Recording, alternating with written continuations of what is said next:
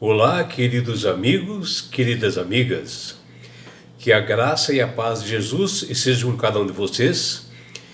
Que o Espírito de Deus possa inundar seus corações, dando-lhes sabedoria e entendimento. E que todos tenham um feliz dia. Vamos estudar a lição.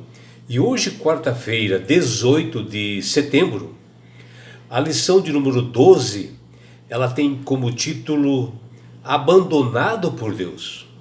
E a lição de hoje está baseada no livro de Marcos, no capítulo 15, do versículos 33 até 41.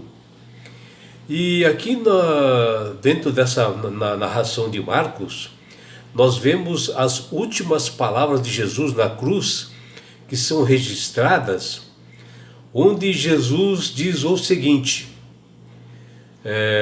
chegada a hora sexta, houve trevas sobre toda a terra até a hora nona.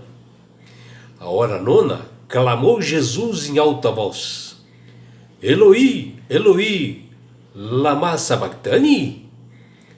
Que quer dizer: Deus meu, por que me desamparaste? Esta é uma passagem que deixou dúvida para muitas pessoas que se encontravam naquele momento, onde Jesus, nos seus últimos momentos, ele diz essas palavras.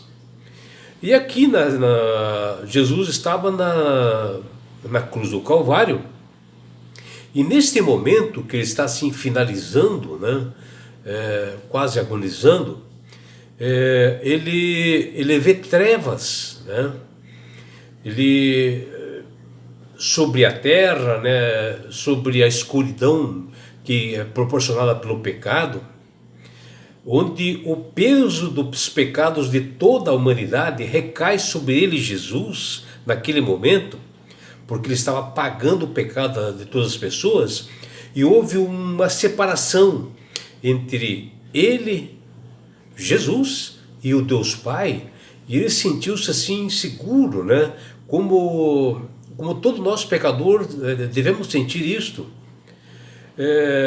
E ele diz essas palavras, e ali ele inspirou, ele falece. E quando Jesus falece ali naquele momento, Marcos, no seu capítulo 15, no capítulo 15, no versículo 38, ele vê que o santuário rasgou em duas partes, de alto a baixo, o santuário celestial. E ali, Jesus, através do seu ato, entregando sua vida por nós pecadores, ele garantiu a salvação para todos nós. E por isso, quando ele fala que o véu ele rasgou de cima a baixo, é a espécie de uma cortina que se encontra no tabernáculo celestial, onde separa o lugar santo do santíssimo. E ele, como sumo sacerdote, ele vai adentrar ali. E com este ato, mostrando que para Jesus, naquele momento ali, quando ele se rasga, está livre para Jesus interceder por todas as pessoas, por toda a humanidade lá no céu, mostrando que as cerimônias, que os tabernáculos que existiam aqui na terra se encerraram. Acabou-se ali os sacrifícios que eram feitos, que apontavam realmente para Jesus. E essa foi realmente a simbologia de toda essa passagem de Jesus. E o livro de Marcos, capítulo 15, versículos 33 a 41, mostra que Jesus ele tem uma percepção ali na cruz do Calvário, onde ele tem essa visão, e ele vê o resultado que o pecado fez no ser humano, onde o pecado está escravizando, está levando o ser humano para a perdição, e ele, através do seu ato, está salvando as pessoas. E nesse momento, quando ele recebe para si os pecados nossos, houve uma separação que ocorreu naquele momento entre ele e Deus Pai, e ele carrega todos os pecados da humanidade, e deveria ser exatamente o que nós, como pecadores hoje, nós devemos ver a importância da cruz do Calvário. E o efeito, quando o Deus Pai descarrega toda a sua justiça e ira, e total abandono e desamparo, é isto que Jesus sentiu naquele momento. É por isso que ele fala: meu Deus, por que me desamparaste? Ou por que abandonaste, em algumas traduções. E foi por isto, né, que a Bíblia diz em Marcos capítulo 15, versículos 33 e 34, quando Jesus na cruz, em profunda trevas, ele profere essas palavras que nós devemos refletir todos os dias. E como fala ali, que diz lá: chegada a hora sexta, houve trevas sobre toda a terra, até a hora nona. A hora nona, clamou Jesus em alta voz: Eloi, Eloi, lama sabachthani? Que quer dizer: Deus meu, por que me desamparaste? Bom, aqui Jesus se utiliza-se de uma palavra do aramaico, Eloi, e que quer dizer Deus, né, no aramaico, né?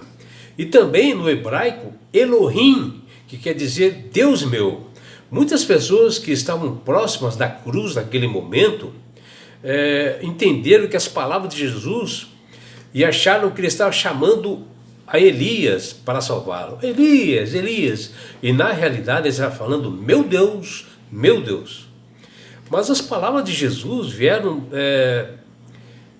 de um dos mais ricos salmos messiânicos, né? Porque Jesus, ele repetiu o que já estava escrito no Salmo 22, que havia sido escrito há 1000 anos antes dele proferir essas palavras, ou seja, antes de Cristo, e foi feito pelo rei Davi, o autor inspirado por Deus, que ele escreveu esse Salmo 22, que ali nesse Salmo 22, bem antes, já descreveria o sofrimento do ungido do Senhor na cruz, o próprio Jesus, que ali ele se cumpria as profecias que estavam ditas lá em Salmos 22. Essas palavras que saem da boca de Jesus, né, reforçam o nosso entendimento da gravidade que é o pecado que nós cometemos, porque o pecado causa separação entre nós e Deus. E aqui aumentam, sabe, o nosso aprecio, né, o que Jesus fez por nós na cruz do Calvário, que nós devemos apreciar, nós devemos refletir, porque o salário do pecado é a morte. E Jesus, nos últimos momentos na cruz, ele repete esse Salmo 22:1, Deus meu, por que me desamparaste? E esse salmo messiânico e profético também é, sem dúvida, uma das maiores declarações de amor de Deus para a humanidade. O amor único, verdadeiro e altruísta que Jesus escolheu dar a sua vida por nós pecadores, e até por aqueles que desprezavam, aqueles que zombaram dele na cruz. O amor desse Jesus, que trocou o louvor dos anjos da zombaria, né? Porque tinha muitas pessoas zombando de Jesus e junto estava o inimigo ali. E Jesus estava mostrando o amor por todos, né? E o amor que deixou a paz lá no céu, ele deixou o trono da graça para vir aqui para nos salvar, para se sentir abandonado, né, em uma cruz. O amor que é maior do que o universo, mas que carregou um coração de carne dentro de si, onde ele esteve aqui como ser humano, sofrendo por nós, que fala ali no Salmo 22:31. Quando Jesus profere as palavras clamando ao Deus Pai, ali na cruz, muitos teólogos, né, chamam o clamor de abandono, que Marcos fala lá em 15:34, e menciona que o Salmo 22:1 já profetizado, ou seja, já estava apontando o que ocorreria com Jesus, que estão nas Escrituras Sagradas, e que os livros realmente mostram as profecias se cumprindo, e se cumpriram ali na morte de Cristo. Portanto, Jesus ele não exprimiu essa frase de clamor por este supostamente confusão que muitos falam que ele estava ali, né? Ou por imaginar que Deus tivesse abandonado ele inadvertidamente. Não. Apesar de sua dor física e da dor da separação ali, porque ele carregou nossos pecados, né?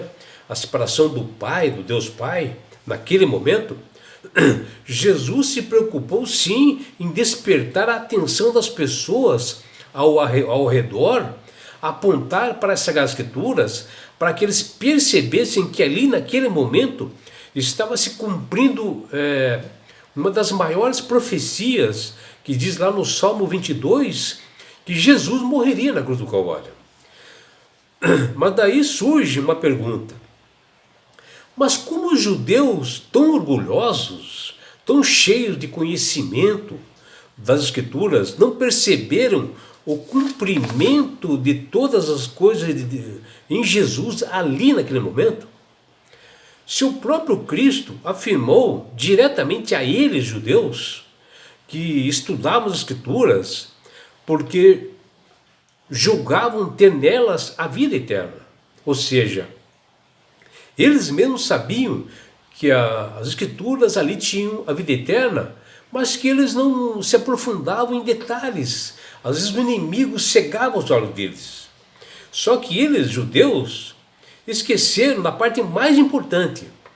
As Escrituras testificam, dão testemunho de Cristo, o que Ele fez por nós. Está lá em João 5,39. Se eles ouvissem e fossem verificar nas Sagradas Escrituras, já notariam no próprio Salmo 22, que eles eram acostumados a ler. Foi a mesma palavra que Jesus mencionou: Deus meu, por que me abandonaste ou desamparastes? Estava ali. E saberiam que Ele é realmente o Filho de Deus. Se estudassem com comunhão, e ouvissem o Espírito Santo, se estudasse os livros do Antigo Testamento, que já apontavam a Jesus como o Salvador e Senhor, como está lá em Isaías 53, como está lá em Salmo 22, perceberiam que eles crucificaram e eram Filho de Deus. O que nos chama a atenção é que acontecimentos que ocorreram na morte de Jesus, que nos chama a atenção, são aqueles acontecimentos sobrenaturais que nós podemos se comparar com outras passagens bíblicas, né? Em outras ocasiões, como por exemplo o batismo de Jesus, que foi feito por João Batista, também profeta, que está lá em Marcos capítulo 1, versículo 9 a 11, menciona que Jesus, ao sair da água, após ele ser batizado, ele viu os céus se rasgarem e o Espírito Santo descendo como pomba sobre ele. E isto os judeus já sabiam disso, né? E na cruz do Calvário também aparece, né, a cortina, o véu se rasgando também, que fala em Marcos 15, versículo 34 até 39, onde o véu do santuário rasgou-se em duas partes, né, de alto a baixo. E também ali nós vemos que naquela hora da crucifixão de Jesus, um centurião que estava ali, no momento vendo ali Jesus realmente se expirar, falecer, ele mencionar essas palavras, ele disse, verdadeiramente este homem era Filho de Deus. E vejam, meus amigos, um centurião que ele cuidava de 100 soldados, um homem que não conhecia as Sagradas Escrituras, nunca tinha lido as Sagradas Escrituras, só tinha ouvido testemunho de Jesus e ouvir falar de Jesus. E ele fala essas belas palavras: verdadeiramente este homem era Filho de Deus. E os judeus que acompanharam toda a vida de Cristo nesse mundo não o aceitaram como Salvador e Senhor de suas vidas. Aí que nós não entendemos, né? E os judeus, eles tinham assim vários tribos e povos misturados com eles, que eram fariseus, os escribas, né? Que eles faziam as leis, eles conheciam esses mandamentos de Deus e não aceitaram a Jesus como Salvador e Senhor. E é por isso, meu amigo, minha amiga, que Deus tem falado com todas as pessoas para que não façam que nem os judeus da época, que aceitem a Jesus como Salvador e Senhor, porque a partir do momento que você aceita Jesus como Salvador e Senhor da sua vida, você passa a ter sabedoria e entendimento, porque o Espírito Santo começa a trabalhar na sua mente. Você começa a manusear melhor as Escrituras, ter entendimento. E meu amigo, minha amiga, e não é só isso, não é só aceitar a Jesus como Salvador e Senhor. Porque quando você aceitar Jesus como Salvador e Senhor sinceramente, você ganha de Deus esse presente que chama-se salvação. E com isto, na grande volta de Jesus, que se aproxima, porque ele deu sinais para isso em Mateus 24, aí Jesus, ao voltar, ele vai levar você, a sua família, seus filhos, seus amigos e todos nós que aceitamos a Ele como Salvador e Senhor. Sabe para onde Ele vai nos levar? Para as mansões celestiais. Um lugar onde não haverá mais morte, mais dores, mais aflições, não haverá mais perseguições. Sabe por quê? Porque você estará no céu. Você terá a oportunidade de estar face a face com Jesus. Já imaginou? E sabe por que Deus quer fazer isto com você, meu amigo? Com você, minha amiga? Porque Jesus te ama. Abraços do seu amigo João Carlos Amorim.